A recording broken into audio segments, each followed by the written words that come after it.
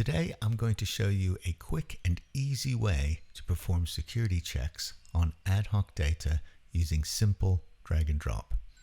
Remember, SDAThreatHunter is capturing data occurring in your environment automatically, but there can be times when you want to simply scan a piece of data, a file, some text, or maybe a public email that isn't being monitored by your organization.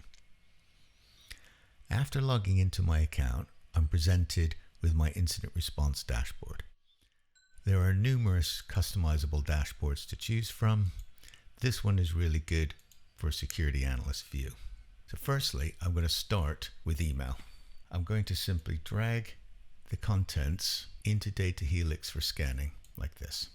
Remember, this is typically an automated operation. I'm showing the drag and drop method here. We can immediately see this is a malicious email and why. It has an embedded malware redirect, not visible in the message. Now, this email was delivered to my inbox without any warnings or blocks. SDA Phishing Tackle would have automatically picked up this type of attack, just like we've done here in our drag and drop. Because it's malicious, I can now create an incident from this, which will initiate the orchestration about generating tickets and notifying stakeholders. And we can see here it is. So now I'll scan a file. I'll drag this PDF file into the DataHelix, and we can see immediately it contains some suspicious content. It's worth noting that I'm not entering any complex Lucene searches or lengthy magic queries to find these threats and the details behind them. I let the SDA DataHelix do all of that.